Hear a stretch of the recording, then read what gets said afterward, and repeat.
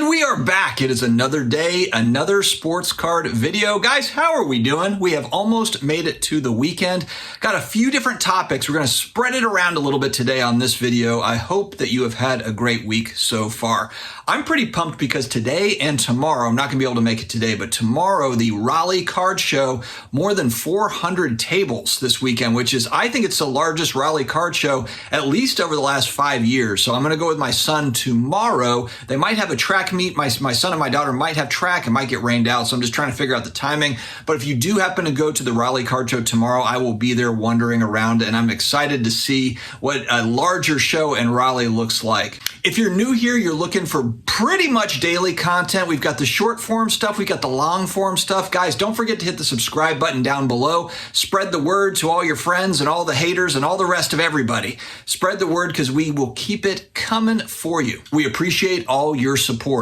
Big thanks to video sponsor COMC.com, your home for buying, selling, and flipping all the hottest trading cards. Their consignment marketplace now home to over 30 million cards from baseball superstars like Aaron Judge. We got baseball season coming to Marvel favorites like Spider-Man. COMC has something for every type of collector. Make sure to visit COMC.com today to build out your collection with your favorite cards. Guys, it's a good time. I talk about it always. The Disneyland for sports card collectors. It's COMC.com. All right, friends, what if we have this whole thing wrong? Are we just being really emotional right now and kind of reacting to the current state of things? What do I mean by this? Well, we talked about this over the last couple of days where, back a few years ago, everything's kind of booming along. We'll talk about reasons for that. A lot more high energy sentiment around not just sports cards, but collectibles, all sorts of different things. Really any sort of financial instrument. There was a lot of excitement around it. And maybe it was just people kind of in that euphoric stage for a variety of different reasons.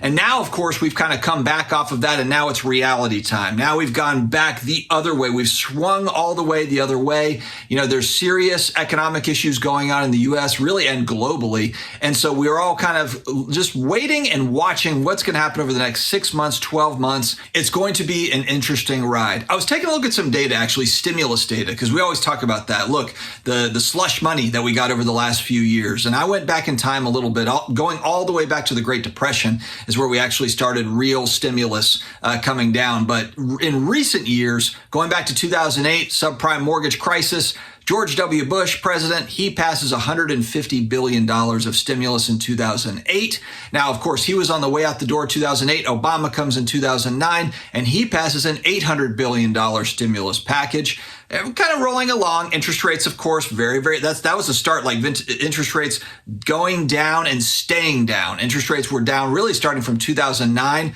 for about, 12, 13 years. But then leading up to the pandemic, we hit the pandemic. Trump, $2 trillion in stimulus, and then Biden backs up. He comes in with a back-breaking $1.9 trillion in addition. So you're talking about almost $4 trillion of stimulus. You compare that to Obama in 2009, George W. in 2008.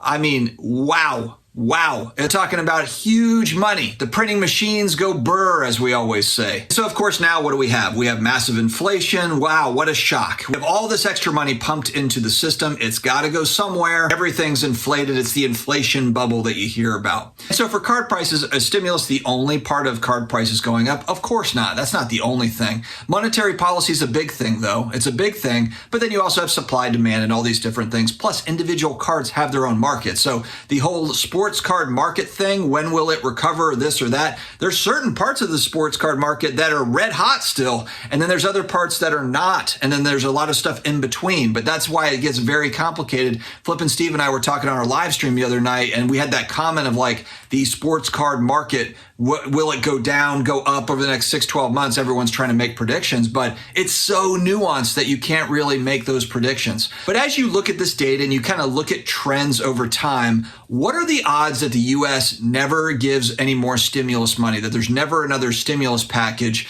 that's put together and sent out? And I'm not saying that stimulus is everything as far as card prices, but it assists when you have blanket stimulus that goes out into the population. I mean, odds are interest rates are going to come back down at some point. odds are there will be more stimulus at some point down the road. And then, of course, you got to factor in what Fanatics is doing. Is there going to be higher demand? Those are all things that have to get worked out. Can Fanatics execute the Michael Rubin plan? I think they've got the visionary there. Michael Rubin's the visionary. But can they execute? That's going to be the big question mark. I read today, too, they're looking to eventually IPO. And of course, nothing wrong with becoming a public company. But with that in mind, with the eventual IPO coming, is that to boost the collectible space? Is that the main focus of it? Or is it to boost valuation for that stock price when they IPO eventually? These are all things that are going to need to be answered over time. But going back, as we look at all-time highs, when we're looking at the charts, a lot of folks think that, hey, it's not possible for cards to really reach those highs again. And that very well might be true, or it just might be when can that happen?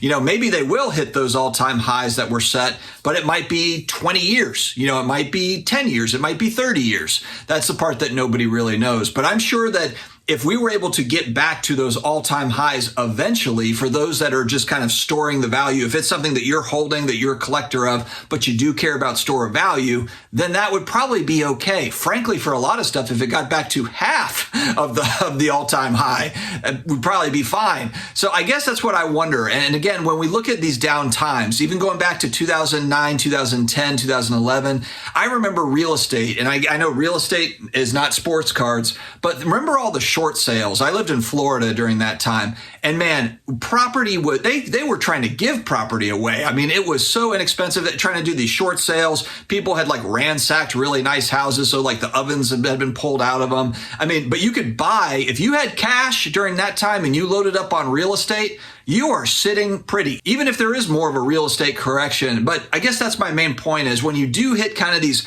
terrible times, when we do have massive recession, of course, we're all being a little bit more careful, but are we staying in the game and taking advantage of price points? And I'm not even just talking about cards, any type of collectible or stocks, bonds, real estate, whatever it is. I think that's kind of the big thing. So as always, it'll be interesting to see how it plays out. Let's seg over to the growing snowball that SGC is putting in place here. They've really kind of put themselves, when we look at the Ryan gem rate data, when we look at the sports card grading data, gemrate.com, they do an amazing job. They're basing it off of population reports, and that's how they can figure out how many cards being graded daily, weekly, monthly. And SGC is a solid number 2 in terms of volume of graded cards for sports cards. And full disclosure, as I always do, they are a channel sponsor. I do have some built-in bias there. I will talk about it. I won't shy away from it. I'll talk about it. They are my favorite grading company for a variety of reasons. They were before we ever agreed on a partnership. So probably don't talk about them enough on the channel, but the stuff that they've done lately, I've really liked. And many saw on Instagram, they did a collaboration with Leighton Sports Cards, opening boxes and doing live grading as it was all happening, and doing educational pieces as well, wrapping in kind of education as to why cards graded the way that it did. And this is the sort of thing that a lot of content creators talk about. It's pulling back the curtain, whether it be a grading company or a manufacturing company, and just kind of showing things as they're being done. You can't not like that. Obviously, I like Pete. He's one of those CEOs that is out front. Now, he doesn't shy away from doing interviews and talking to regular folks, whether it be just any collector or if it's a high-end investor in cards. He makes time for everybody. So really a big fan of Pete. That was a really cool collaboration, and I like the creative juices flowing down there at SGC. These are ideas and things I'm just not seeing from a lot of other grading companies. Additionally, they do have a grading special 2023 Bowman Baseball, $9 a card, no minimum order, no declared value, 5 to 10 day turnaround time. It's like, what? $9 a card. That deal runs through June 9th. So take advantage, about 30 days, 40 days left in the deal, 40 days, 40 nights to take advantage of that deal. So $9, guys, 2023 Bowman. Definitely check out SGC. Give them a shot. And then lastly, they are putting more emphasis on the TCG side. And I've been talking about it for a while, man. That seems to be, if you're a grading company and you're thinking where can we grow? PSA graded, I think, 1.2 million cards last month, roughly was the number, and almost half of those are TCG. They're not sports cards. Half are TCG. It's 600,000 TCG cards flying around. So that's an obvious point of emphasis for SGC. They've opened their own TCG page that they've added. I'll run a clip here. Frank, please don't, guys, I really need this to work this time. Frank. With SGC for about 3 years, and it's been absolutely incredible to have been a part of this team's growth.